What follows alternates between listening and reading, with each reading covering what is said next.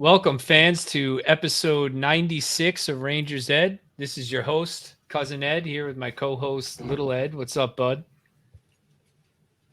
Of course, he's on mute. It's always right from the get-go. Do it over. Start it over. No.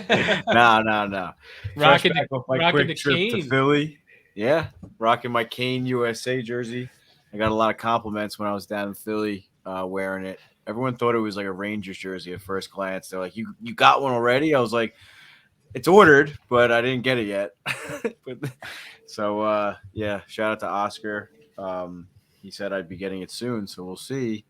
And I got my Blackhawks hat as a thank you to them for graciously giving us Patrick Kane for a pretty cheap cost, or a lot cheaper than we thought it was going to be, at least. Seriously. And we got Coach Ed over there with a new laptop. What's up, Coach? I noticed a little sneak preview. Mikey might be out of the doghouse. Yeah, that video quality is looking pretty good over there. I noticed there were a lot of Ranger fans in Philly on the TV. Like 50%. That was crazy. It was close to 50. I'm telling you, like, I would say at least 30% of that 50 were people who bought tickets thinking Kane was going to debut. Yeah. Like they bought them immediately, and then they were SOL like I was. But no, it was still a great time going down there. I've been there for a Ranger game before, so it's not I didn't check it off the list, but I did get a hat this time. I got the gritty, where it just says grit on it in orange. So it's not a Flyers hat; it's a gritty hat. I just can't own. So that's how that's my loophole. It's not a Flyers hat. That's good. That's all right. It's a mascot hat. I know. I just couldn't. I couldn't do it. So there's my loophole. Yeah. I don't have it on camera. You don't have an Islanders hat, right? No. Okay. That I don't think will happen. That'll be the last one that you acquire. You'll be like 60. You'll be like, fuck, all right, I got to buy an Islanders hat. Just to complete the set, you know? Yeah. Unless they move to Quebec City before you're 60, maybe. Unlike the Rangers, I wanted to give a quick shout out to me and Mikey's roller hockey team about to make another deep run into the playoffs. Mikey netted 2 goals last night. Whoa! In the game winner in our quarterfinal game. Wow, Mikey. Both game-winning goals, by the way. Yeah.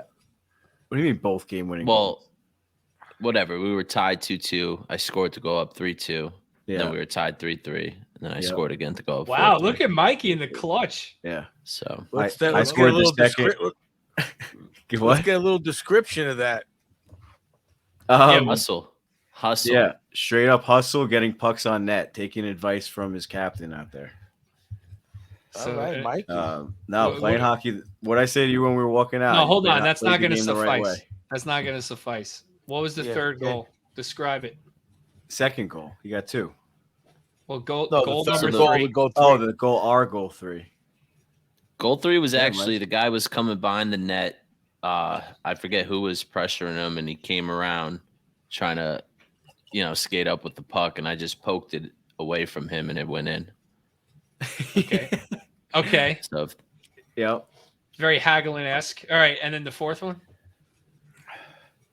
So the goalie was sleeping on that one, and now what was the next winner? one? The game winner. Fourth one was not really a similar play. Like, didn't we dump it in? You were forechecking. The defenseman kind of misplayed it again, and then you just hit his elbow, bounced twice. It was on the ice. Yeah, it was on the ice, and then Mike gave the forecheck and just threw like a backhand on net, and then the goalie it went 5-hole. It was beautiful. From the corner? Not from the corner, maybe like between like the net and the corner, about halfway, I'd say. Nice. Yeah. So we'll start calling like on the goal line between the net and the corner. I love it. So we'll start calling him Pavel Produces.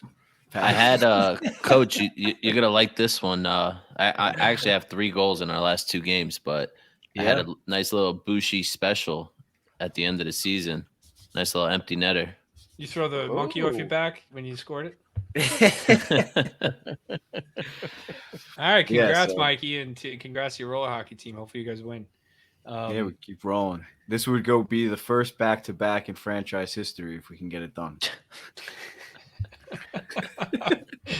Oh God! All right, let's we'll put that plaque up on the triple play wiffle ball game. Yeah, we'll make one. Oh, we got to show that one day. All right, let's go into the jersey numbers, sponsored by Oscar's Pro Stitch Hockey. Our buddy Oscar, a huge Rangers fan himself, started his company by stitching his own blue shirts. Once he perfected his craft and started to fall in love with his work, the man started to grow. Oscar stitches every jersey with love and dedication to authenticity, which never disappoints. His talent is hard to find in any store out there. Are you like Cousin Ed? You have a lingering jersey curse that every player he gets a jersey of gets traded or injured and hurts the Rangers team? You want to change things up? You want to take an Eric Lindros jersey and make it a vintage Ken Hodge jersey in the late 70s? Got an old jersey collecting dust in your closet? Want to throw your name on the back and add a nice number of one of your favorite players? You can bring it back to life with a brand new kit at Oscar's Pro Stitch. So head on over to Oscar's Instagram at Oscars PSH. That's OSCARS PSH to check out the countless tarps he's already done and to place the order for his next one that possibly can post on Instagram and get ready to wear it to the next Ranger game or any event that you have coming up. Tell them the boys from Rangers Ed sent you and receive a special discount at Oscar's Pro Stitch Hockey. Go get them, Rangers. All right, I love it, Coach. Now, what about now you can take the Eric Lindros jersey and make it a Patty Kane jersey. I could do that.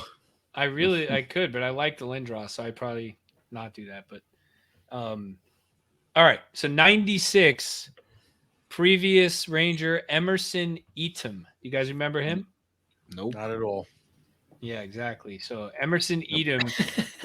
there are some Ranger fans out there who will remember Emerson Eatum. But yeah, he didn't really pan out with the Rangers. So he was acquired from the Ducks in the Carl Hagelin deal. And he ended up playing 1 year with the Rangers, and we traded him. So, all right, prior to the last episode, the Rangers were 34-17-9. They are 35-19-9 now, going 1-2 in these 3 games, 79 points, still third in the Metro, but Pittsburgh and the Islanders are creeping up slowly. 9th in the NHL now. The Rangers called up Johnny Brodzinski on an emergency basis from Hartford. So finally we can call up a player. Thanks, NHL. So we started out at Philly. The game Little Ed was at. It was supposed to be Patrick Kane's debut on national TV. The Rangers said no, he's not going to debut. They won 3-2 in overtime, a hard-fought game, and then lost it home to Ottawa in Kane's debut, 5-3 with Jaro Halak in net. And then at Boston, good game, but a 4-2 loss.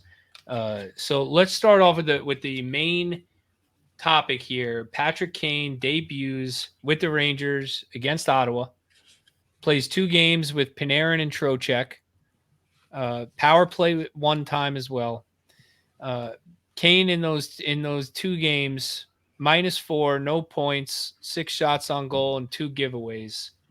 Little Ed, we'll go to you. Thoughts on Kane's initial debuts here with the Rangers? Well, we're going straight into the segment right now. All right, let's take it away. What? Go ahead. Give me your thoughts on Kane's debut.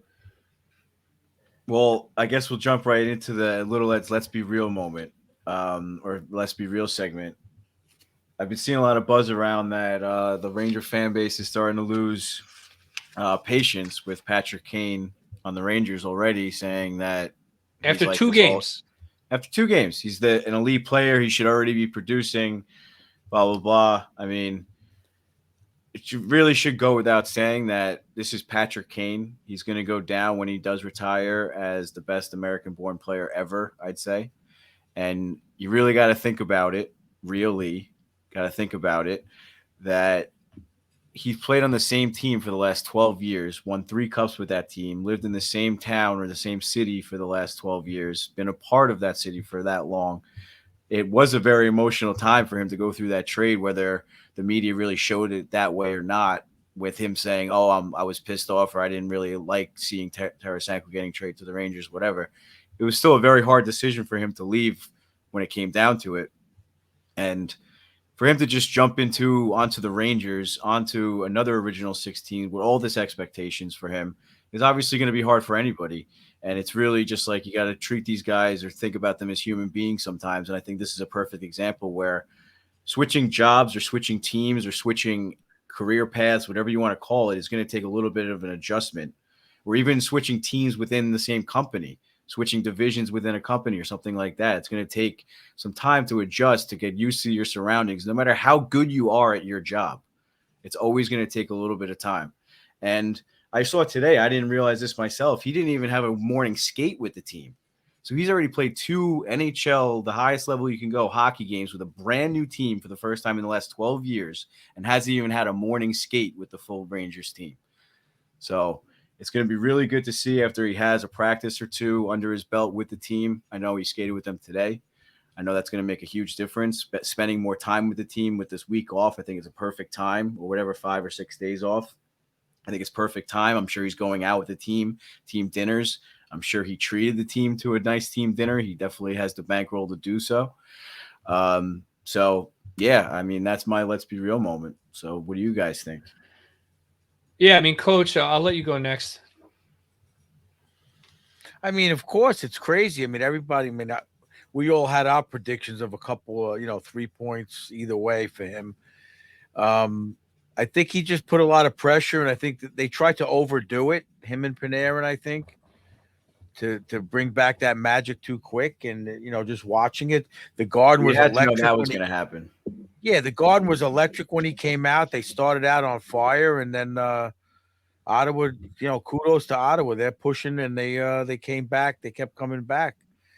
But, it's got to be difficult. He had his wife, his little kid there, going to New York City. I mean, yeah, it's exciting, but it's not an easy thing by no means. Like Eddie said, he's in Chicago. Their roots are there.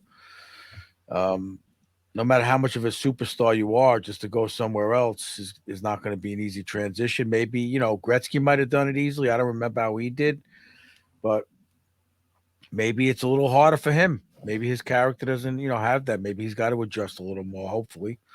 I don't see it. I think it'll come around for sure. Mikey. Yeah, I fully agree. I mean, I can't even begin to put myself in his shoes, to be that person like that everyone's talking about. Now you come to the biggest city in the world and have to show up game 1, especially game 2 at home. Like it's tough. It's got to be tough. And patience is key here for sure.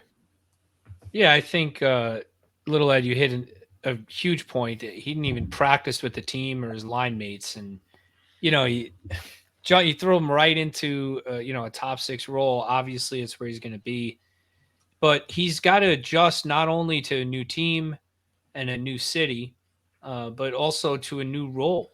Right? I mean, he's spent 16 seasons in Chicago, being the number 1 person on that team, the number 1 player on that team to look to score the big goal, to make the big play. And yes, we're looking for that, right? But he's also now in more of a supporting role. We have Panarin, Zibanejad, Fox. We have established players doing those things. So Kane's coming in to just add a little more of that. He's not necessarily got to be the guy. So I think it's going to take him a second to just breathe and realize that he can just go play and not have to be the one that does everything out there for his team, right? And Coach is right. We did predict 3 points. I mean, his nickname is Showtime. The guy's known for big spots. He's coming to New York. First game, I thought he would put up a few points for sure. And I'm a little disappointed he didn't. So I get the frustration from the fans, but it's 2 games. Like, I did read something about people were comparing this to the St. Louis trade. How the Rangers traded for St. Louis, and then or San Luis, however you say it. And then he ended up getting like 2 goals for the 18 games or something for the regular season. He did not have a good regular season, no. Yeah, so they're worried that that's going to happen. So I think fans are just kind of going back to that mentally and worried that that's what's going to happen here. But I think St. Louis was a phenomenal player, but Patrick Kane was number 1 overall, 3 cups, best American-born player ever. I think that's just like it's a good comparison. Don't get me wrong, but Coach disputed that when I said it. By the way, you weren't on the episode. I said best American-born player. He said, "Well, one of." You say it 3 times. He doesn't pipe up. No, nothing from Coach about that. What are you talking about? I said he's top 5. I mean, how do you gauge a best American-born player? I mean, you know. I'm just messing with. I just Points, like to games played, cups. listen. You etc. razz me Does he constantly. I gotta have an razz once American flag bathing suit? Because that Game counts. 7 points. Before we move on from that or whatever, there was another thing I saw that I thought was interesting. That his dad, Patrick Kane Sr., used to drive to a lot of his games in Chicago, and he wasn't able to come to his first game in New York because his daughter was having a baby on the same night. Kane's sister. So something like that could definitely rattle Kane in the slightest. Not rattle him, but like his dad's not there. His sister's literally having a baby. I mean, like I said, these guys are human. Now, let me just look at this too. Watch him play. And when he's on Chicago, he's playing with a lot of familiar guys game in and game out. And it looked like the Rangers didn't know what to do when he had the puck. From what I was watching. He's got the puck on a string every time he has it. It's really I know, but he's looking to make a play, and they're all just like, what should I do? They're not used to it. Like we said, like Eddie said, he hasn't skated with them. You know, no one knew what. You know, it was basically probably just talking in the locker room. If I'm doing this, you do this. Now there's going to be some more familiarity, and hopefully they stop with those cross-ice giveaways on every time they touch the puck. I can't wait till he's feeding Zibanejad one-timers, man. It's going to be so nice. Think about, well, we'll get into that later, but think about like, now I forgot what I was going to say. My dad would say it must have not been important then. I guess not. Yeah, forget it. Well, you'll bring it back up. I was on a roll before. It'll come back to you when we're in the banter. You'll pull a Coach Ed. Oh, by the way, I remember what I was going to say. So, just moving on here. Like, all right, off Kane. I remember what I was going to say. Go for it. How cool. Think about how many scoring opportunities they had that just missed or just didn't go in, like the one-timers, the little nice deflections in front, the feeds that he was giving. Like, that's what I'm trying to say is, like, he's still Patrick Kane. Like you said, he's got that puck on the string, and just watching him play. Little deke at the blue line, like it's unbelievable. He didn't even like do a huge. Yeah, he didn't do like a huge deke. He just kind of like slithered between. It's crazy. Guys. It's wild. He goes like quick with the puck. Yeah, it's just like dude. He just like slithers around. That's what I was explaining about or describing about Kakko not too long ago. Like you don't even like see the puck on their stick. They kind of like corral it. Like the blade goes over the puck. It's crazy. It's just like magic. So yeah, he's a great. Move on. He's a great stick handler. All right. So, look, all the positives with the trade he's one of the best stick handlers of the puck. In American history. Anyway, Rangers are on a bit of a slide, even with all the positives with Kane and Tarasenko and, the team looks sick. Well, 4-5-1 in their last 10, but that's even a little misleading because they're 2-5-1 in their last 8 games. And Igor Shesterkin has really been struggling. I mean, he's got his save percentage is down to 909, which is only slightly better than league average. Last year he had 935. That's a huge difference. I mean, you're talking about what is that, like a 2.5% difference, which is a lot when you take the volume of shots that he's facing. So, I mean, look, Coach, they got 4 days off here. Now they go on a little 3-game road trip: Montreal, Buffalo, and Pittsburgh, I think in Pittsburgh. Chance for the new guys to bond with the team on this road trip. Chance for the Rangers to regroup here. I mean, this is a slide. They've been playing short. I get it, but they got to stop this slide quick. I mean, right? I mean, it's getting a little nervous, yeah. But I mean, the last 5 games that you just talked about, that was a tough situation to play in. The 5D, I don't care who you are. I thought they did a really good job against Boston, but Boston just wears you down. And if you don't have the right D and the right, the 6D and the 12 forwards, it's not going to be easy. But that was a tough stretch. They sacrificed a few games to get Kane, obviously, in my opinion, and hopefully, it's going to show dividends in a week or so. What do you mean they sacrificed a few games to get Kane? because they had to sit out a forward and they had to sit out a D, and having those 11 forwards and 5D, you just lose it's like when a guy gets kicked out of the game and now you have forwards going into the fourth line, double shifting. It's not a synchronized game. It's harder to coach. It's harder for the players to get used to it. Maybe a too many men on the ice penalty because you're not all those little nuances of the game become a little tougher. And you have Ottawa pushing, and they, doing it against them is tougher. You have Boston, obviously the best team right now. That's even tougher to play in that situation. It's not like you're playing Columbus and you're doing it. Philly, we just got by doing it, a bottom team. And when you get into the teams that are a lot more competitive, it just it shows the failure. Yeah, no, I think it's a good point. Definitely. So, little Ed, on that point, the Rangers, they've been, pretty healthy all season. They haven't really had any shenanigans. As soon as they start playing these cap games to get Kane, Miller gets suspended, Lindgren gets hurt, Motte gets hurt, right? And it's like one thing after another. You think that's like a little bit of playing with fire or karma? Like, I don't know. I feel like for the timing of those things all coincided with needing to save cap space for Kane. We traded all our spares, et cetera. Yeah, I mean, it's definitely unfortunate. I kind of had a feeling something like that was going to happen, but I think where the karma was, I think it was when the NHL denied them of the emergency call-up, which I think we talked about it offline, and it's just there's no reason for it. Like, why force a team to play shorthanded towards the end of the playoffs? You're just asking for an injury from a star player or something, playing too many minutes. Like, why does Trouba got to play 30 minutes of a game? I mean, that's the game that Miller got kicked out, right? Yeah. So I have 29 minutes. I have a couple theories on that, why the NHL did that. Yeah. So this is what happened for the fans that aren't following. The Rangers were accruing cap space to acquire Kane. Ryan Lindgren gets hurt, and then Miller gets suspended. At that point, the Rangers had accrued enough cap space to get Kane, and they used it to get him, leaving no cap space to call up a defenseman to step in for Lindgren. So they played a man short against Philly, or the game before that, and the league said that the Rangers created their own emergency, right? So the rule is, and Coach, you probably don't know this rule, so this is for you too. When you play a man short because of necessity, you're allowed to make what's called an emergency call up under the rules.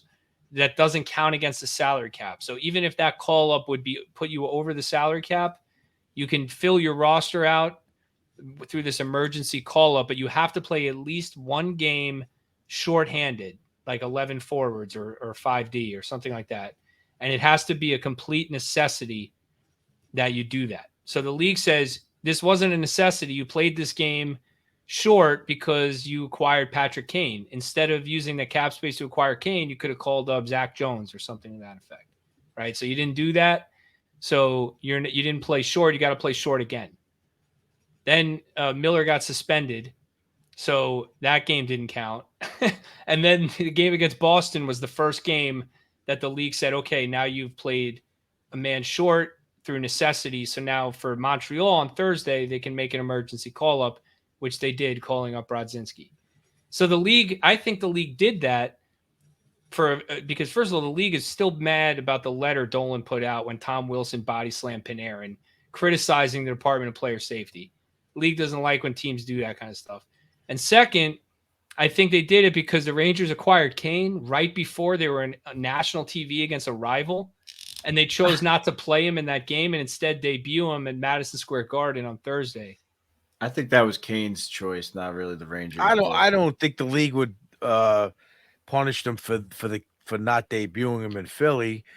I could see what you're saying about the first point, but I can't disagree with the league. The Rangers made a choice to get Kane, and that's the price you pay. After you broke it down that way, you got to set. I don't have a problem with the league saying no. You made a choice to do this to get Kane. Now suffer the consequences. No, I understand. I understand that, but let's think about this for a second. I mean, the NHL is trying to grow, right? This isn't a court.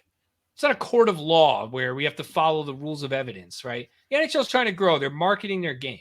They have a premier matchup against the Bruins, Rangers-Bruins, two teams trying to go deep in the playoffs. They're both good, original 6 franchises, on a Saturday afternoon on national TV.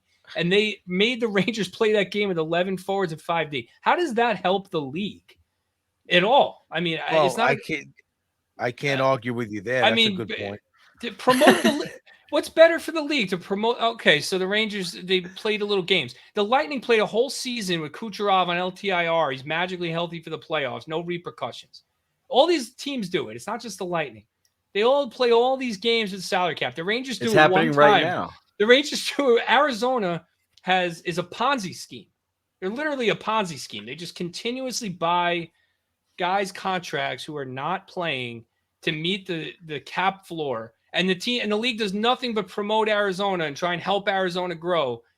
And it's like, oh, the Rangers do a little bit. They acquire a superstar. You get Patrick Kane on Broadway. Let's market that. Let's market that for the NHL. But instead, they're just like, no, screw you.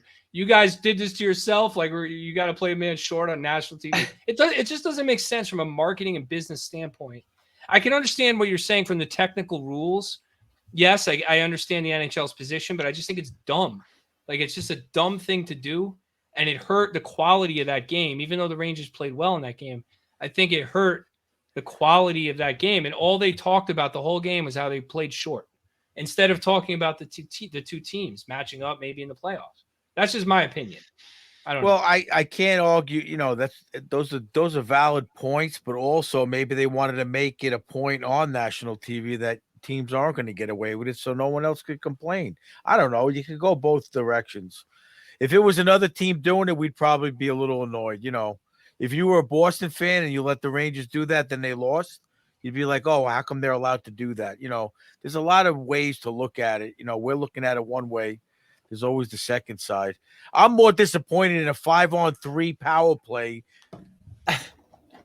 and a 5-minute major against Ottawa. They couldn't get a goal. I don't care if Kane was on one leg. They should have scored. Well, that's another thing. So you bring up the 5-on-3, the major, I mean. So you get a 5-minute major power play against Ottawa. Why did that happen? Austin Watson. And 2 minutes of that was a 5-on-3, wasn't it? Didn't they have a 5-on-3 in there? I don't remember 2 minutes of it being a 5-on-3. No. Okay. I don't know about 2 minutes, but I think they had a little bit of a 5-on-3 in the game.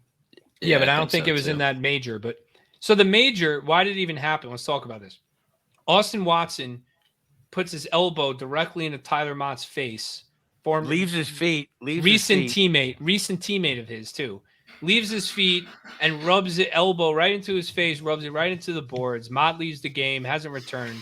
Probably a concussion, upper body injury day to day, right? Who knows how long he'll be out. 5-minute major. They reviewed it. The ref sat there, reviewed the play, and determined it was worth a 5-minute major for Watson. And game misconduct, right? Threw him out of the game. Yes. Yep. The league reviews that, gives no discipline to Austin Watson. None. No discipline. Not a fine, not a suspend, nothing for that play. Well, they did the same thing with Wilson. And Keandre Miller is sitting 3 games for spitting on a guy, which is, yeah, I get it. But like, the league is supposed to be worried about head injuries. And that was, the ref literally scrutinized that play. So literally the league is saying we disagree with the ref's decision. So, yep. I don't get it. So you can't say like this whole narrative that, I can't blame the league. I understand what you're saying. I try to be objective with it, but I just can't help but think that the league just keeps ruling against the Rangers on all of these issues. One after the other, ruling against the Rangers constantly. Tell me how that's not a 2 to 5 game suspension, depending on Watson's I don't understand history. how you look at that replay and not objectively say that he left his feet, finished high, elbow to the head, vulnerable player. Oh, they said it was a follow-through. They said it was what? Unavoidable? Yeah, they said it was from the follow-through of the hit that he followed through up into the head. It was an elbow to his head. It's like, no, didn't the referee say there was no head contact or something ridiculous? I don't recall that. You gave him a 5-minute major and threw him out of the game.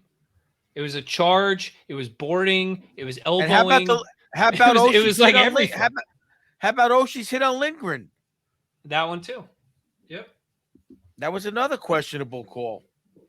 What about Messier? What about Messier and Subban? I love that thing you said. That was hysterical. That was funny, but in fairness, I keep bringing this up. I saw that something similar to that on Twitter. But guys, Messier was one of the dirtiest players of all time. So you can't sit here and say that PK Subban is a Sluban and Messier is giving him this look when Messier was dirtier than Subban. He was literally one of the dirtiest players. But it takes one to know one. Yeah, but I'm serious. He knows what a dirty hit is. Yeah. First of all, Messier wasn't dirty where he injured guys. Right. Messier was dirty behind the play. Yeah, wait, didn't he injure Mike Modano pretty bad? The Mike Modano hit is one of the worst, dirtiest plays I've ever seen in my life. He just walks by and clips Modano in the head with his elbow for no reason. Skates by him and just clips him in the face. That's the play. I only know of it because that's the one where they're putting him in the ambulance on the stretcher and then they drop him. Yeah. And the announcer freaks out. Right. And then they drop the stretcher as he's going in the ambulance. That was one of the dirtiest plays I've ever seen. And it injured Modano. It was pretty bad. I don't know, dude. Yeah, but what Messier said also was in the last 12 years, the NHL is supposedly cracking down on that. He never denied that he wasn't a dirty player. Right. But he said in the last 12 years, they've been cracking down on those kind of plays.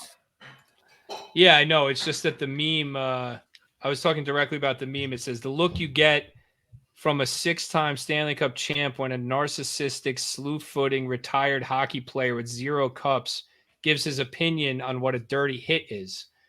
Well, Messier would know what a dirty hit is, you know? So it's like, it's a little bit of a... Right, he would know. It's a little...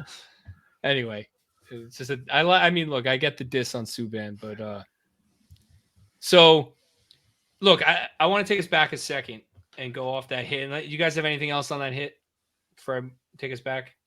No, yeah. Just disgusting. Ridiculous. Yeah, disgusting. Yeah, disgusting on the league. Like I said, it just doesn't make sense how you can look at that video and not think so. But refs made the good call. League dropped the ball big time. Yeah, I agree. So let's go back a second, though. Igor Shesterkin, we kind of glossed over this. You guys concerned about Igor, Ed? I mean, are you worried? I'm a little bit concerned, honestly. I mean, no, I'm not really that concerned. I think he'll right the ship. I think the whole team is kind of going through like a weird transition because of all the trades and everything. It seemed like they were on the right path, and then we dropped the Patrick Kane bomb on them again. I mean, with all the media coverage, with all the buzz around the locker room and players leaving and demanding trades, I think now, once the dust is settling, I'm hoping or I'm thinking that everyone's going to come out of it, I don't know, stronger, however you want to look at it. And I think Igor is going to be one of those people.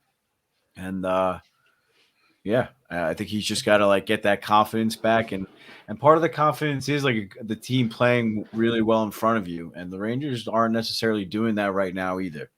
So I think once that starts to click, Igor will snap back out of it. Yeah, I mean, because Coach, if Igor doesn't snap out of it, I mean, do the Rangers even have a chance? I think so. I mean, if he plays a little above average and they have their full team, I mean, if everything comes together with Kane and the scoring, I think they have a chance with their decor. But the fact that I'm going to give him a pass on these few games and Halak because of the whole situation. And then, I keep saying it, playing with 5D. I mean, I gave Harper Defensive Player of the Week last week because of the 28 minutes or whatever. But they're not 28 minutes. You don't want Harper on the ice for 28 minutes. I love the way he plays. I don't want him on the ice for 2 minutes. I mean, he's been playing. I like the way he's a good 7D, I think. I like him. Yeah, 6-7 D, but he's not on the ice for 28 minutes against Boston or 25, whatever number it was. And either is Makala. He's not Mikola, Sam. Mikola. Whatever.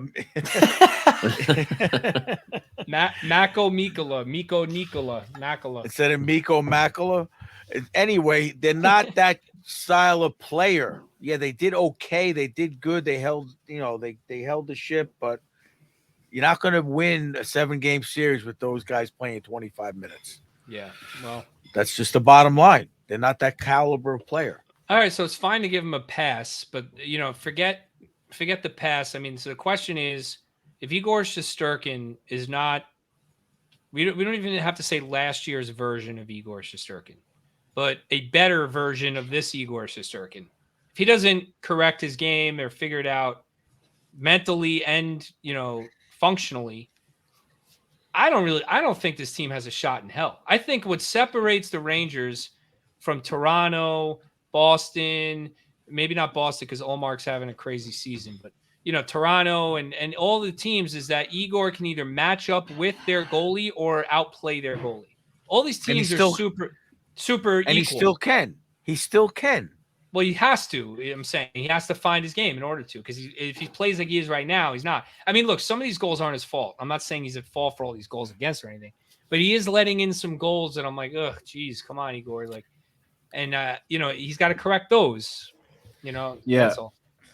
And don't forget last year's playoffs, he got off to a slow start and he got better as the playoffs went on. So he's still the goalie that he was last year. He just has to find it like within himself, the confidence. And I'm sure he's been working with what's his name? Jesus, Benoit Allaire, Benny.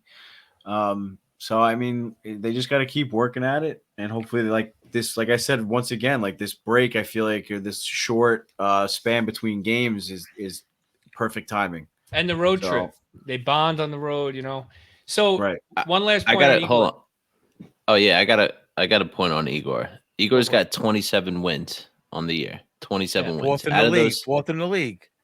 Out of those 27 wins, do you like how many would you say is like classic Igor? Like that's like the Igor that we've known and loved, and or how many of those wins would you say Igor stole that game?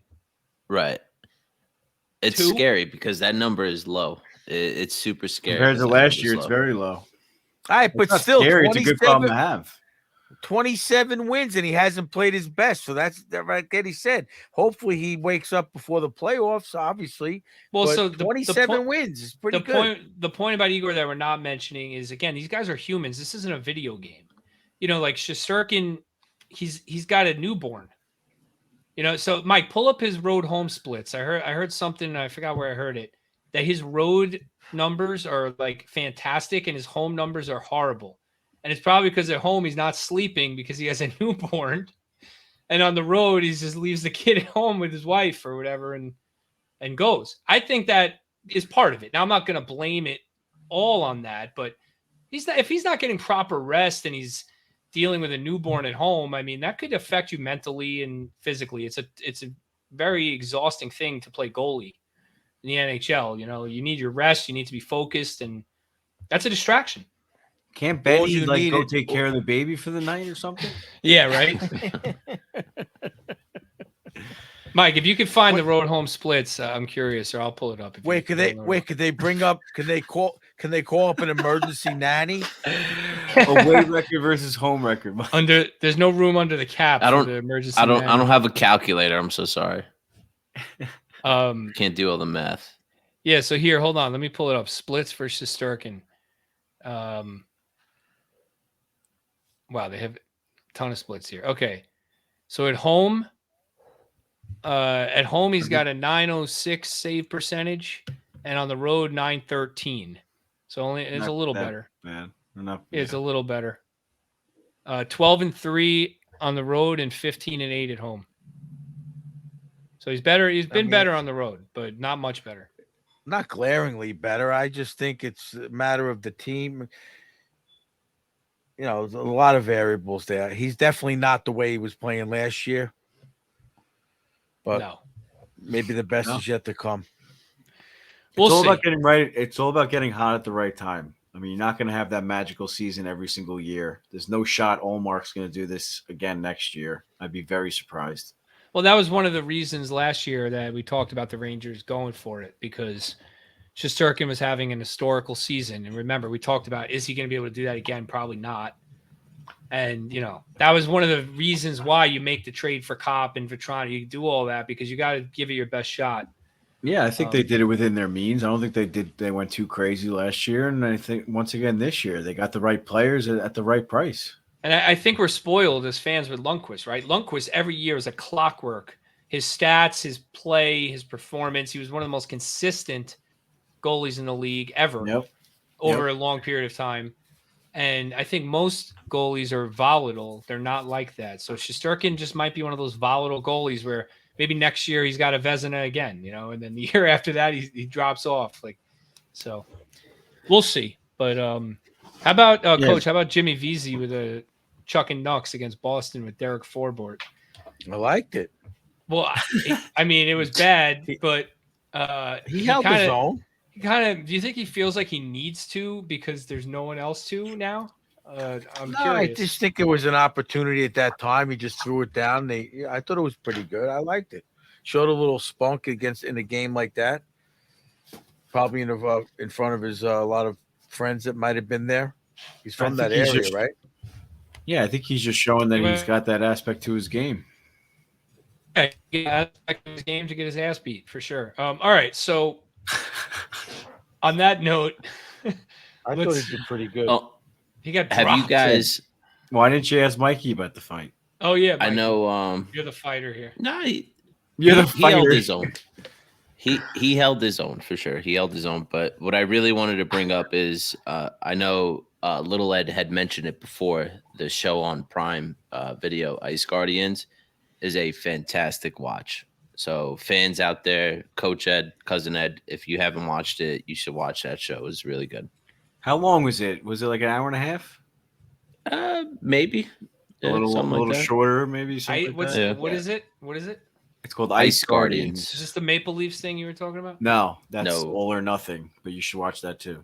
Okay, that's a series. This is just like a little documentary, quick documentary that follows the enforcers or so-called enforcers of the league. That they interviewed a lot of past enforcers, some current ones.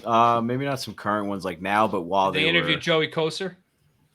No, then they did a bad job.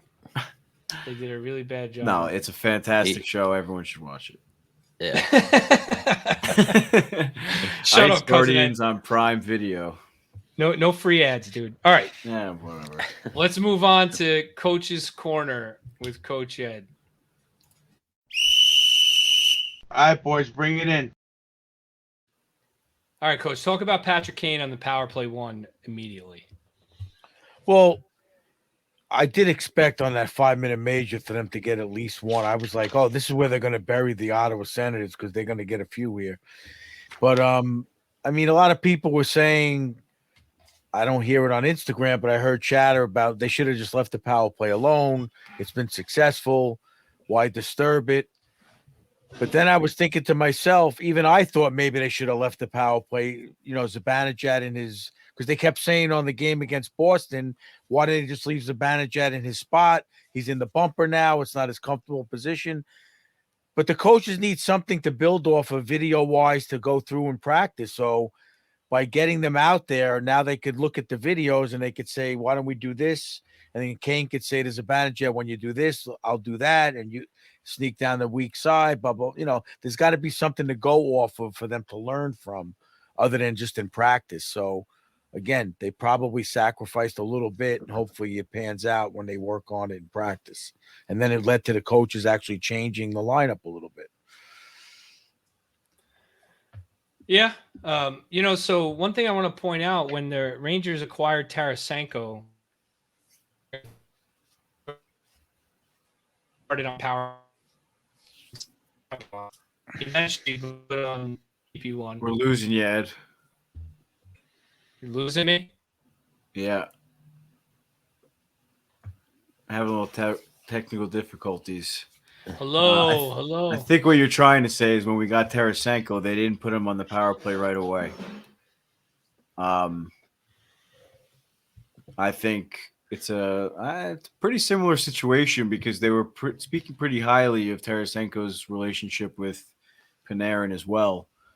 So, Yeah, I mean, I personally thought that they were gonna put Tarasenko right on the power play one, being the lefty in that spot.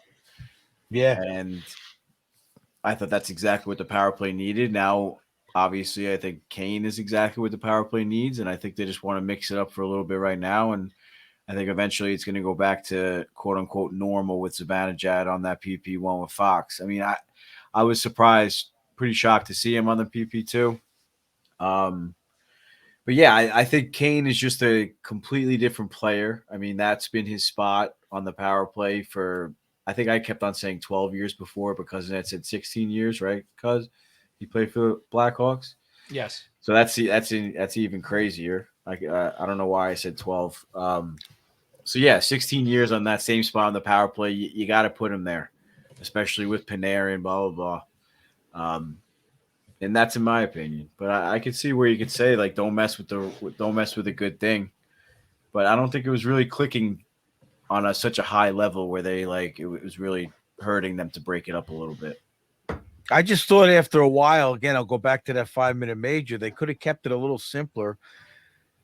And they kept on going for that cross ice. Panarin, every time he got the puck, was looking to hit Kane cross ice.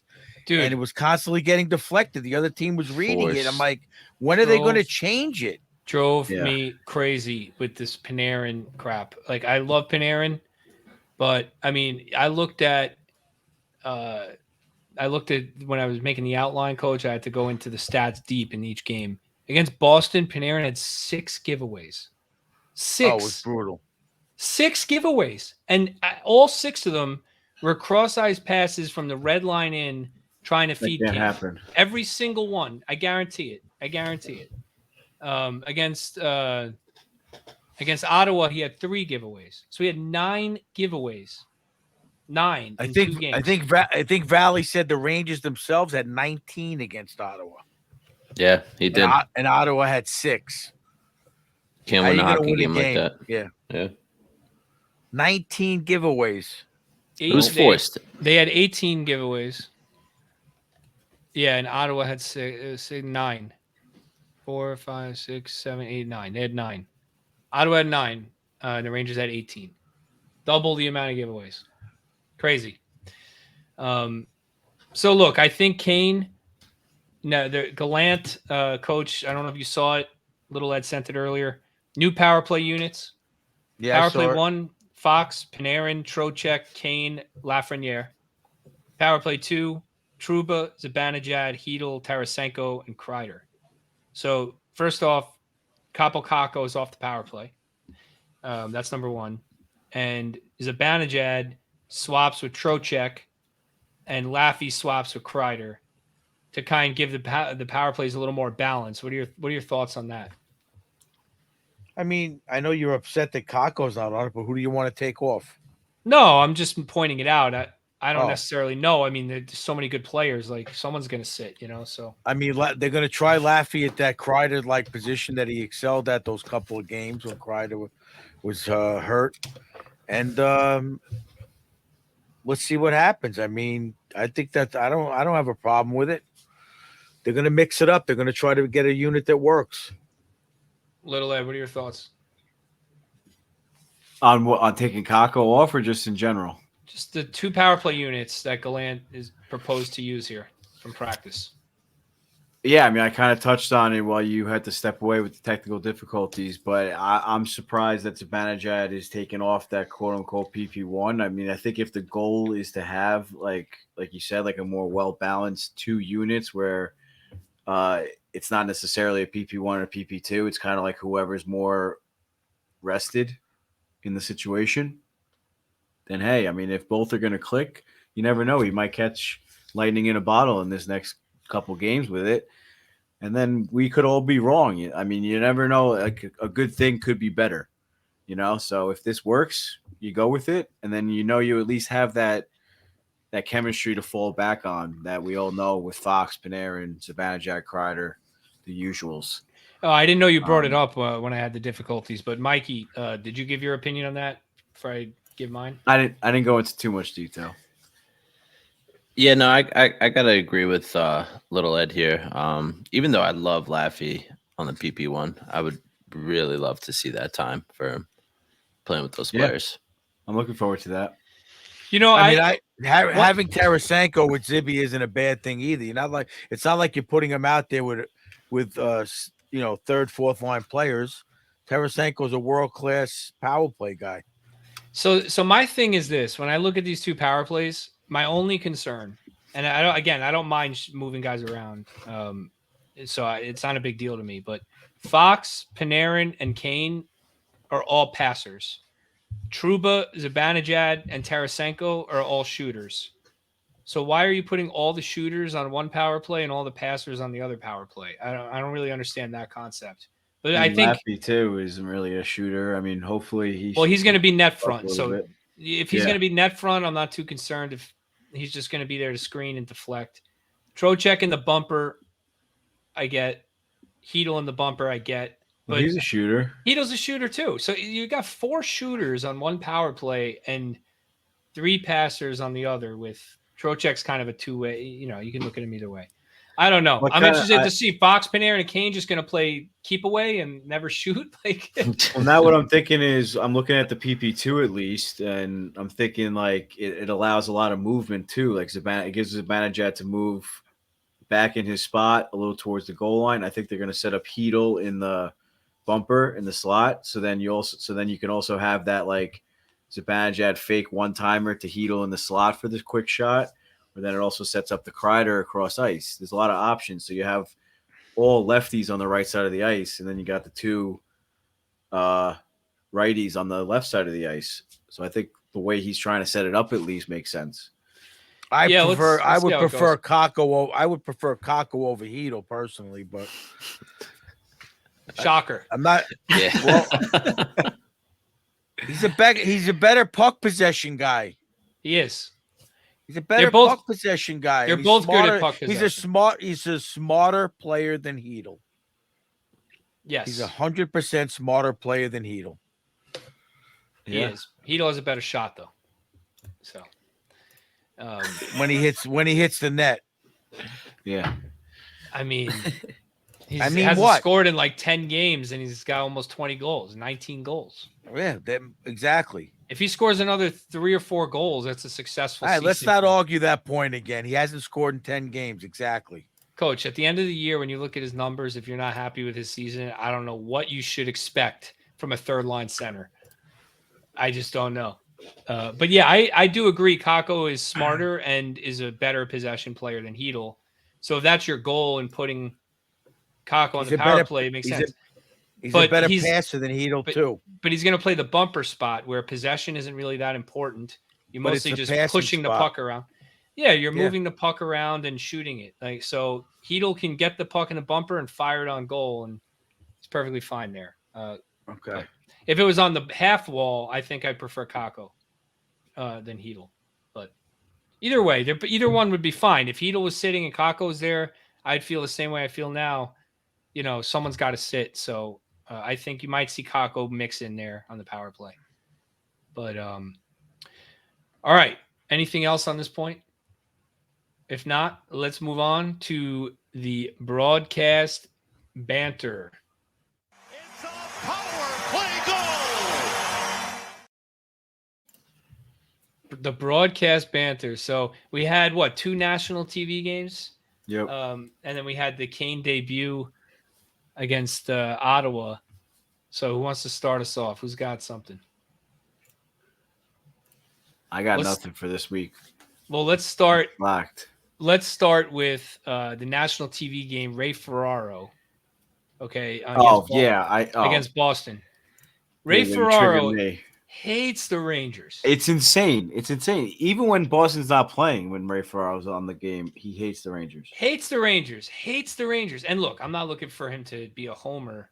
But so the story behind Ray Ferraro hating the Rangers, Ray Ferraro signed a contract with the Rangers when he's a free agent because he wanted to stay home. He was an Islander. He wanted to stay home near his family, whatever. So he signed with the Rangers. The Rangers signed him and within like a year traded him to Los Angeles, the farthest possible city from New York. So he holds a grudge against the Rangers. He has not been shy about that. You know interviews. What? I can't blame him. That sucks. Yeah, it does. And then And then so he just holds the grudge, and he hasn't been shy about that. I mean, he doesn't say it on TV or anything, but he's given interviews in the past that he was mad about that. So he's pretty critical to Rangers. Now, some of his points I do agree with. I do think Boston didn't play their best game Saturday, and the Rangers didn't win. So that point I agreed with, but just the whole game, he was just like, I don't think Panarin and Kane are going to work. I don't think Panarin and Kane should be on the power play He together. kept saying I don't stuff think like that. Just over and over, it's not going to work. Too many cooks in the kitchen. They have too many skilled players. Yep. I'm like, Yep. dude, shut It up. was driving me nuts. It was driving me nuts. Yeah, but I mean, I personally didn't have a problem with a lot of the stuff he was saying, and you just said the same thing. Having Panarin and Kane out there, there's too many passing going on. No, on the power play, I said they have too many passers on right. one and too many shooters on the other. Right. He was But- just saying that being on the Rangers in general, like the Rangers team. Yeah. Yeah. No, look, I do think objectively some of his I points thought are he valid, but it's continuously critical. And then after that, he goes on a podcast and he starts saying how he doesn't think the Rangers are going to make any kind of run this year, that they're not built correctly, and he just hates the Rangers, dude. So he drives me a little crazy. It's hard for me to be objective when listening to him. But that being said, as far as the MSG broadcast that we had, I didn't take anything down on that in the Ottawa game, but I'm sure there were plenty. I don't know if you guys didn't catch any. Let's just cut it to the stars of the week. Wait, I thought we were doing the Meg thing. Mikey, didn't you have Meg's video? Oh, pull up the definitely video. do. I didn't know. I thought we said not to. Yeah, so we don't have much banter. So Tennessee Meg graced us with our first ever Rangers Ed cartoon. Bad communication there. So play the video. Let's answer the Cadillac trivia question. Who was the last Ranger to record a Gordie Howe hat trick? A goal, an assist, and a fight in one game against the Red Wings. I'm just going to take a wild guess and say Ron Gresham. About Brendan Shanahan. Ron Gresham. Who gave you that? Nobody. I have Gary in the Bible with me. Greg You do, called and I you, might right? answer in line. Greg called you, yes. The banter at the end, you can't hear what they're saying. And Gresh, he says Gresh called you. Gresh, like Greshner. Yeah. Sam Rosen hates the fact that he got that answer.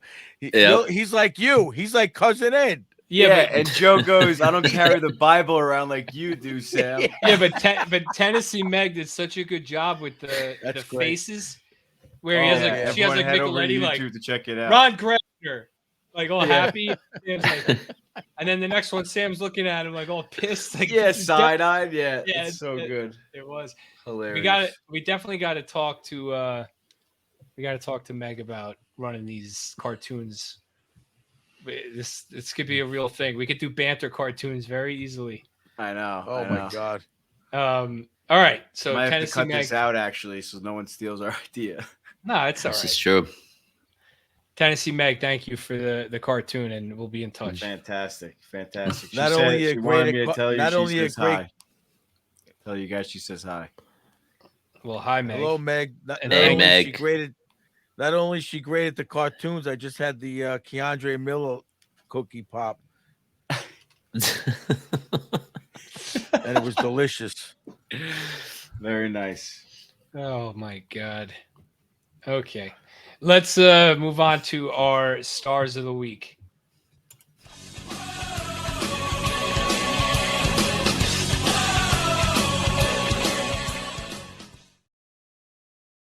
All right, we got 3 games. Offensive player of the week. Little Ed, you missed last week.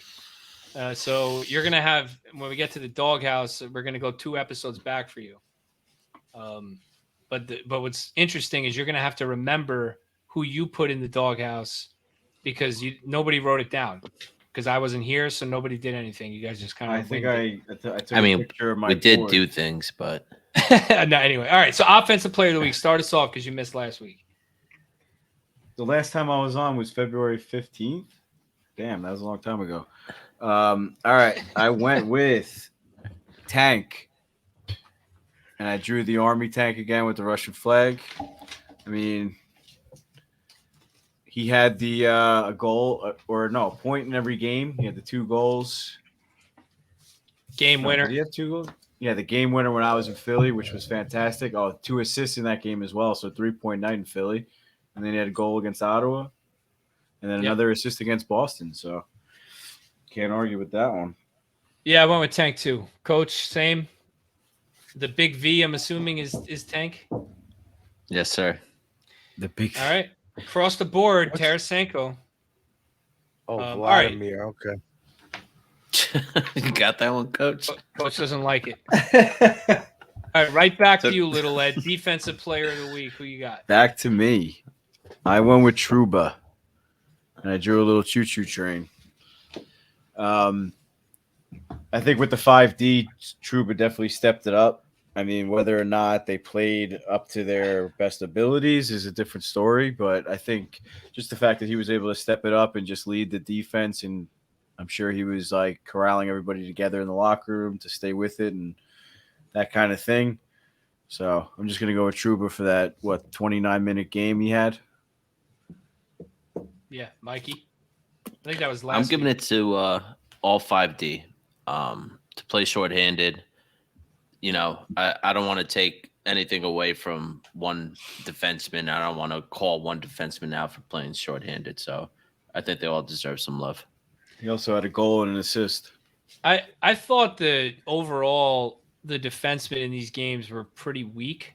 I understand they're shorthanded. I get what you're saying, but I just didn't think anyone really stood out. But the one guy who kind of stood out to me wasn't Trouba. It was Nico Mikkola, who had to step up into the Lindgren role with Fox, which is not an easy thing to do. As much as you think it's easy, filling that role. Lindgren is so successful in that role, but it's not really something that anybody would be successful at. And he also showed a penchant to rush the puck. He showed a little bit of confidence with the puck. He showed some pretty good skating ability for such a big guy. He was a little bit physical.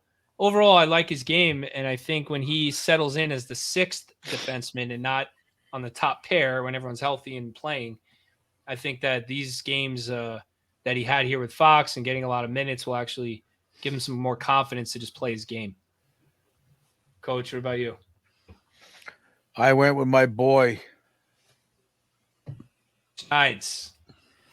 And why is that? 3 games, 4 shots on goal, 10 hits, 4 block shots. And what did he have? 3 takeaways, no giveaways. Yeah, he's a stud. So those are pretty good defensive stats in those 2 losses. Coach And the Ed one Stat overtime Guy. Coach Ed Stat Guy. Tell your Uncle Rob that Coach Ed's looking at the stats. Thanks to cousin Ed, I got the Excel spreadsheet this week. There you go. Someone might be out. That means Someone might be out of the doghouse. We're both out, I think. So, all right, let's move on to our Jesper Fast Key Contributor Award. I'll start this one. I'm not going to go back to Little Ed again. I'll start it. I took Laffy Taffy. I just think that, you know, we had an episode where we really focused in on the fans in our Little Ed's Let's Be Real moment segment, how the fans are just critical of Laffy and how it takes some time, you know, be patient with these young guys. And now everything's all quiet on the Western Front, right? Why be quiet on the Western Front right now? He's playing great. He's playing with a lot of confidence. He's hitting. Every game he's got 3 or 4 hits. Every game he's got 2 or 3 shots on goal. You know, he's getting there. So I just really like his game, and I think he's earned not just to mix and match the lines, but he's earned a shot on the power play one as well. And I think you know, the points are coming. So I'm excited, and I hope he keeps it up going into the playoffs. Little Ed, same. Laffy Taffy. Yep, I love it. Coach, Laffy. Yep, Laffy also. Mikey? I don't know if I'm playing like him or he's playing like me, but I went with Laffy Taffy also. I mean, unlike the fans and the rest of you guys, I was never down on Laffy when he wasn't putting up the points. I thought he was playing pretty good. I just think the puck's going his way a little bit now, and It's He not fought just through that, whatever. Coach. It's even with the eye test, he's making more I plays. didn't see him playing that bad. Okay. Me neither. So I wanted to point out a comment that Kane made in his press conference that kind of flew under the radar compared to all of his other comments is that looking at the Rangers team and like he doing his research, he was very impressed or very surprised to see a number 1 overall, number 2 overall having that defensive game and being able to play like a hard, I forget the words he used, but like a hard paced game or something like that. And he goes, you don't normally see that in those types of players or in like the high picks. Yeah. So he said, he goes, I think I can learn a thing or two from them as well. So I'm really looking forward to that. So I thought that was incredible for him to say. I'm sure the guys that idolized him growing up, hearing that, got a little excited as well. So I think that might have a lot to do with Laffy's up in production in the last game as well. Also, Why do you leave out what he said about Hedl, though? what do you say about Hedl? How Hedl's taken a huge step and is becoming like a star player in the league. You didn't mention that. You just mentioned that Cackle and Laffy are hard nosed. It's a different point. Why can't I make that point and you make that point? That's okay. You guys just always always with the leave out the number one- Hedl stuff. number You one always and leave out over. Hedl stuff. Yeah, well, I didn't hear that It's not quote. on my list. how about Laff getting the 2 goals against the Bruins? Bruins, of course. Exactly. You know, I mean, that's the kind of thing he's getting rewarded for his play now too with points, which is great. But he's, overall, outside of the points, he's just playing better. All right, highlight play of the week, Coach Ed, start us off. You came prepared today, so Got to give it to Vlad on the on OT. that breakaway. The big On that V. Well, he could have got the OT, that breakaway against Ottawa. Yeah, I went with Vlad too, but on the OT winner. The breakaway Snipe. against Ottawa was a prettier play. The Forsberg. sniper, that was a good one. The Forsberg, yeah, but it was a snipe and a big clutch goal, so I went with that one. Eddie went with me. Nice. So Tank gets offensive player of the week, runs it, and Little Ed, Tank runs. OT snipe. Yeah, it was, dude. It was a snipe. Is It that happened right in front of me when I was in Philly. Would that be considered a breakaway or a half breakaway? Like what's his Partial name says? breakaway, according to Sam. Right. according to Valaquette. Valley, yeah. Valley. All right. So we all got Tarasenko, but I got the breakaway. You guys got the shot. No, Mike had the breakaway. Yeah. You got the breakaway. Oh. Half breakaway, whatever you want to call it. All right. Tank runs the table on the highlight and the offensive player of the week. A good week by him. Hopefully he keeps it up. Maybe he feels compelled to after the Rangers got Kane to remind everybody who he is. We'll see. All right. Coach Ed's Copyright Doghouse Award.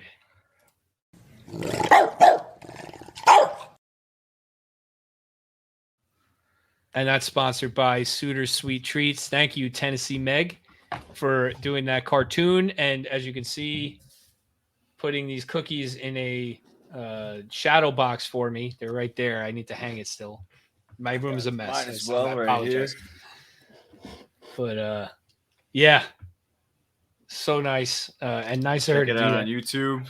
And I also got my Little Ed Rangers jersey cookie. See, I want to Check put that one one out. in the shadow box. I got that one too.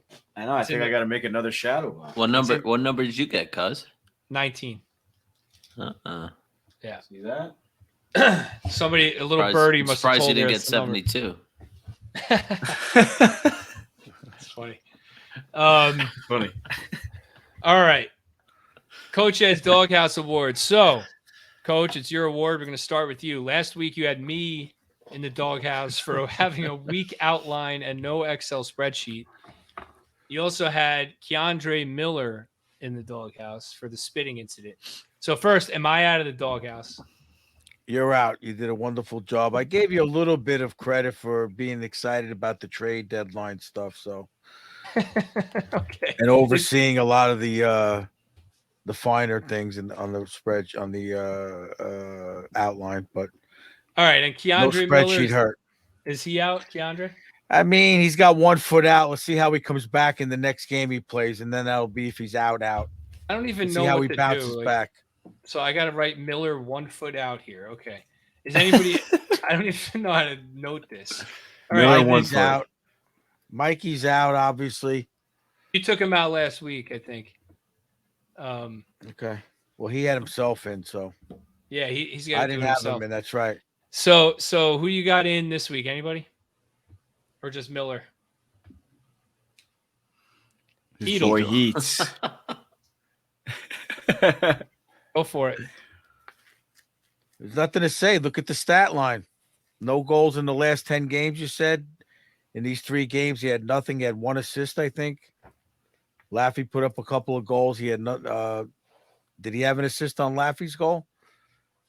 No. I don't think on the tip in. He might have had it on the. Yeah, on an the second assist one. on the Tarasenko game-winning goal. Okay, overtime. Yeah. I just don't see much out of him. I think he's puck watching. I think he's playing with a pouting attitude. He reminds me too much of Bushnevich. A pouting attitude? Yeah. I Like don't he's not see a when he pouting shoots and he misses the net, he pouts a little, he just has that body language that I don't like. Okay. The thing, what I haven't liked about it is he's just not capitalizing on the opportunities that he's getting, which is unfortunate. Yeah. And I feel like there's like a lot of like open nets or like backdoor passes he's getting. Like he's definitely getting set up. He's getting the opportunity. So at least he's putting himself in the position to score. So on the positive side, you got to think they're going to start going in again. But I went with Igor and I drew the bag of Russian gas. I mean, I think some of these emojis are going to become staples because I can't think of new ones every single time.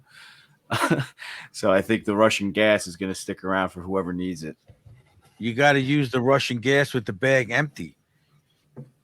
Ooh, Well, he's he's in the taking doghouse. it right now. Oh, He needs it. Yeah, so last week, Ed, you weren't here, so there's no one for you to take out of the doghouse. So you're putting Igor in. Mike, last week you had yourself in the doghouse. Are you taking yourself out? certainly. And that's because did you get Coach Ed the laptop and set it up for him, or how did it work? I'm gonna go with D, all the above. I got Coach Ed's laptop. I got it set up. I got his USB adapter to set up his microphone. That's why he sounds so great this whole episode. All right, and you got you had Igor last week too, so you're leaving Igor in. It's just not there for me. I need to see a little bit more. If we're gonna make this run to the playoffs that everybody wants to see, he needs to be on top of that A-game list. But we need to see last year's Igor, or at least a little bit close to, because I don't think it's there right now. So, and then what about Keandre Miller? You had him in last week. Is he out? I have to agree with Coach. 1 foot out, setting him up for the big game on Thursday to see his return. All right. Like that. I had Igor in last week or 2 weeks ago. I just looked back at my board. So is he out? No, I left him in. I already went. Oh, gotcha. All right. So last week I had Keandre Miller in for the spitting incident. I'm going to leave him in under the Coach Ed, what I'm calling the Kraftsov rule, where he hasn't done anything to get 1 foot out or come out of the dog. He hasn't played. So if he's not playing, then there's no way for me to remove him. So under the Coach Ed Kraftsov precedent, I have to leave Keandre in the doghouse until he does something positive on the ice. Okay, so that's number one. But I'm also going to put the NHL in the doghouse for all the reasons I said earlier about their rulings on the hit, their rulings on the emergency call-up, and how that impacted the Boston game on national TV and a prime opportunity to market the game. So the NHL for me is in the doghouse right now. How I got a question. When they go to the situation room and the refs are looking at the video, who's actually making that decision? The refs seem to be like the linesmen. The linesmen watch the offsides on the thing like they're going to make the call. So if the situation room's making the decision, why are the refs even looking? Are they giving their opinion, you think? What does anybody know? Anybody hear anything? I have no idea. I'm not sure. I mean, they're all looking works. at the screen with the headphone on, and then they're going to the situation room. So are they saying I don't think guys, it's I don't think it's the situation room's like call for like without the refs putting their input in. Like I think it's a collective agreement sort of thing. I don't think like We're not Toronto has sure. the final say. I don't know the answer to your question. I think it's good homework for somebody, Mike, before next week's episode. They should do a documentary on how the situation room works. That's what they should do. Also, how do you get a job in the situation room? I would love to do that. You Just could probably go on NHL.com and apply for a job. Make like $35,000 a year. Just sit there and try to determine if something was offsides. Probably semi-retired officials or something, no? Yeah, probably. When we coached at the county, remember that kid that was a coach? He was like an Islanders off-ice official, and he was actually like watching the camera if the puck crossed the goal line, and he actually had the power to hit the buzzer or something if he saw that it went in on a play, like Laffy's goal when he said, "Remember the deflection?" Yeah. It was like it was like a 28-year-old guy that coached, and he was like, regular Just a job. random kid. Yeah. But I don't even think he got paid. I think it was very minimal. I don't know. If that still exists. We got to look into it. I'm curious. I know we saw something once, but I want to know the answer. But all right, do we got Mikey P on the 150 ready? Queued up? Always. Let's shift over to Mikey P with the Rangers Ed 150. Before we get into trivia, it's time to throw it over to Mikey P with your Rangers Ed 150, the fastest 150 seconds in the National Hockey Podcast League. Ladies and gentlemen, welcome back to the Rangers Ed 150. We are back after our trade deadline show, and the Eastern Conference is a wild place to be playing hockey at the moment. Before we get to the East, though, we have to take a look out West, and as usual, we'll start with the Pacific Division, where the Vegas Golden Knights have finally got it together, putting up a 7-1-2 record through their last 10, with big wins over the Devils and Hurricanes last week. Kings shipped out Jonathan Quick at the deadline and two significant pieces in Jonas Korpisalo between the pipes and Vladislav Gavrikov on the blue line came back. These two guys should help remedy some of the Kings' defensive woes. Kings are sitting up in second place ahead of the Kraken, and with the add of those two guys, they really become a dark horse out of the West that could surprise some people as the playoffs approach. Edmonton's ascent through the standings has stopped at fourth place for the moment, with Vegas, LA, and Seattle all on 3+ game win streaks. But McDavid put in another 2-goal performance last night against the Sabres, and the Oilers are really pushing hard to crack that top 3 in the Pacific. In the Central Division, the Dallas Stars have seemingly forgotten how to score goals after their torrid first half of the season. Stars are 4-3-3 through their last 10, and in doing so, they've allowed the Minnesota Wild to catch up in the points column. Dallas is still in first place with 81 points, but Minnesota Wild have been on a ridiculous heater of late, putting up an 8-1-1 record through their last 10, with wins this past week over the Islanders, Canucks, and Flames. Finally, the Winnipeg Jets are worth a mention here as they fall into third place on the back of some incredibly poor play of late. The Jets have dropped games to San Jose, Edmonton, LA, the Islanders, and Colorado in recent weeks. They're riding a stellar 2-6-1 record through their last 10, and to top it all off, the Jets' misery, Colorado is now only 1 point back in the standings with 3 games in hand over the Jets. So in all likelihood, we will see the Avalanche finally crack that top 3. Back east we go in the Atlantic Division, where to nobody's surprise, the Boston Bruins are still in first place and are riding a 10-game win streak. Toronto and Tampa are still holding on to the 2 and 3 spots, respectively, but both of these clubs are dealing with their fair share of adversity at the moment. Ryan O'Reilly is sidelined for 6 to 8 weeks with a broken finger for the Leafs. Should be back in time for the playoffs, but Toronto continues to drop games to opponents that they should not. And their defense and goaltending are still the Achilles heel of this team, despite the addition of O'Reilly and McCabe at the deadline. Last week, they lost 4-1 to Vancouver and 5-2 to Edmonton. Both games the Leafs should be winning at this point in the season.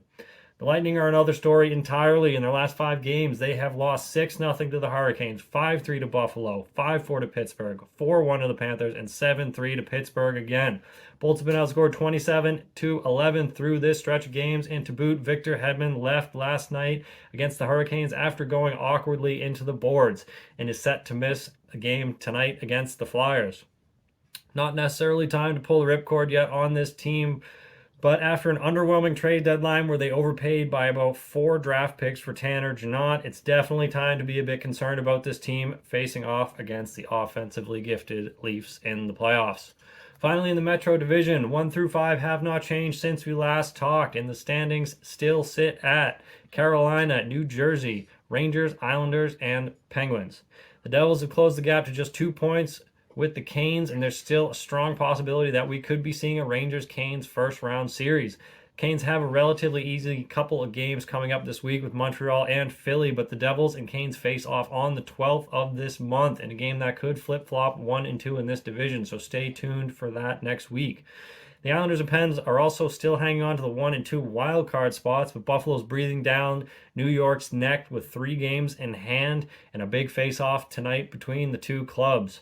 Also important to note here that Pittsburgh is also at risk of losing out to one of the league's other young and upstart teams in the Ottawa Senators, who are sitting 3 points back of the Penguins for that final wild card spot.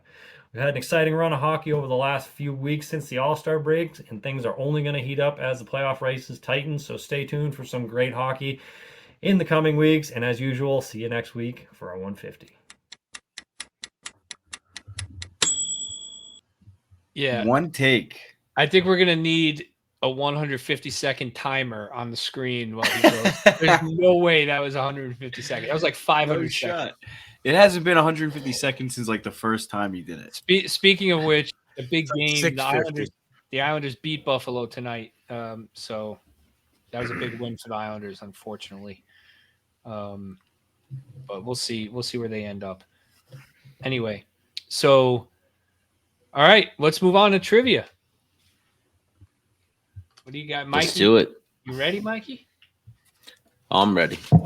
I actually switched up my trivia question once I saw Little Ed's jersey choice. I should say before you do it, Mikey P did a very admirable job last week filling in for Little Ed, helping us with the trade deadline. So I do want to give him a shout out for that. Yes. Even though we missed the 150. Yeah, I thought that was.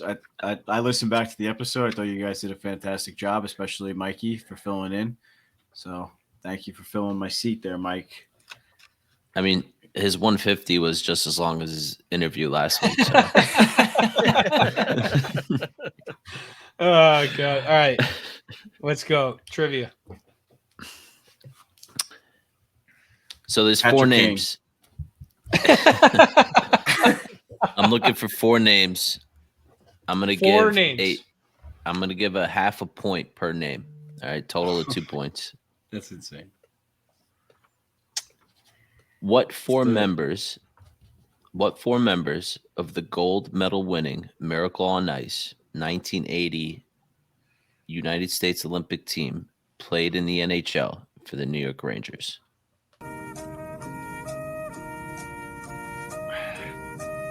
We're gonna need extra time for this. I'm gonna loop the trivia. Yeah, You get 2.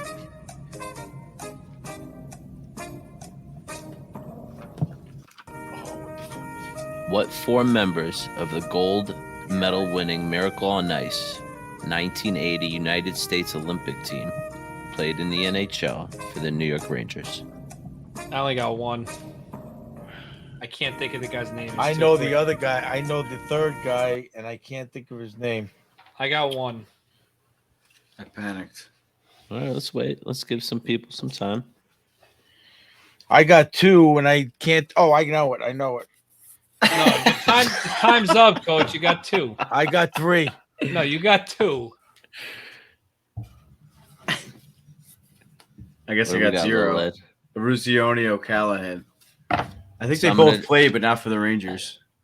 I'm gonna need some help with some. So we got Bill Baker. Did anyone get Bill Baker? Coach. That was his third one. No, that was my Rob. second one. That was the second one. Rob McCallahan. Oh, That's what I meant right. to say. Rob I said McCallahan. I said O'Callahan, not McCallahan. Mark Palovich. Pavlich. Pavlich. Dave Silk. Abunama. So you got 2 points, Coach. I got 3. No, you That's got a one one and a point. half. One and No, a half. the timer I got ran 1 out. and a half. Eddie, Mike said we got a little more time. Mike, That's you're in charge of that. He wrote it. He said, "Oh, that's his name." 5 minutes after the timer ended. Are you gonna give him the point or not? It's up to you. I'll let you call it. Give it to him. All right. So Mikey. Coach gets 1.5. Smart man. That's his father-in-law. Do I get one for saying O'Callahan instead of McCallahan? We'll give you 0.5. He'll give you the 0.5. Nice. Okay. Not bad. Not bad. Good job, Coach. That's right. That was one right up your alley. Who's the I fourth didn't guy? remember that everyone the. missed? What was his name? Did McClanahan. play? McClanahan, not O'Callahan. Rob McClanahan. O'Callahan is. McClanahan. It's like you're thinking of like O'Doyle. He from was the Billy Bats. defenseman, right? No, not the defenseman. The guy that hurt his leg. No, that's O'Callahan. McClanahan was not. O'Callahan was OC. Hurt his leg. OC was the O'Callahan, OC. yeah. OC was the defenseman No, that hurt his leg with the So- long no, he hair. wasn't that's a on the crutches defenseman. on the ice. no, Neil he's the Neil one who Broughton tells him never get played? back in the game. Yeah. Okay. So who's the defenseman that's on the crutches on the ice? He Jack I don't remember. O'Callahan. Wait a second. O'Callahan. Jack That's OC, and O'Callahan. he's the defenseman. So you're wrong then. You get 0 point. You get 0 points because there is an actual O'Callahan. That's There's fine. an O'Callahan and McClanahan. That's fine. Yeah, Clanahan was the one that played for the Rangers. Yes, that's the one I forgot. Oh, you were close. You had So the who was the Hanahan in there. defenseman? You get Who- what- 0.25 because you had a hand. Where was Half correct. I think OC is the defenseman because he goes, nice hit, OC, in practice when he lays the guy out. Jack O'Callahan, defender, played a large Okay. role to help Boston University. Rob you're right. McClanahan Is a the guy that hurt forward his who leg. played with the Buffalo, bruise. Hartford, and the Rangers. he was the contusion? Yeah, the contusion on his leg, thigh, whatever. All right. Nice hit, OC. All right, I was boys. Before we Good move job. on, we got a shout out. We didn't really give Suitor Sweet Treats information. If you guys want your own personalized cookies, and if you want a doghouse cookie, head on over to Etsy at Suitors Sweets and More, and use promo code. What is it? EdPod23 for 10% off and a free Coach Ed's doghouse cookie. So. Not only does she do the Rangers cookies, I mean, those are the nicest ones in my opinion, but she does Star Wars. She does SpongeBob. I saw recently she does Sesame Street. Literally anything she'll try. So Perfect for a kid's birthday or something like that. absolutely. Absolutely. That's exactly what she does. So yeah, if you have any creative ideas or a favorite TV show, another cartoon that she hasn't done yet, definitely give her a shout. And I'm Wonder sure if she she could can do whip the it up for you. Simpsons. My birthday. 100%. Seinfeld. My birthday's coming up. There you go, Wanna- Meg. Cousin Ed's favorite show is The Simpsons. And Coach Ed boy. Seinfeld. Hit him with some Seinfeld cookies. Yeah. Oh my goodness. Just send a few of Kramer with like crazy hair, and he'll just laugh for like 5 hours. They'll come out looking like Hazen.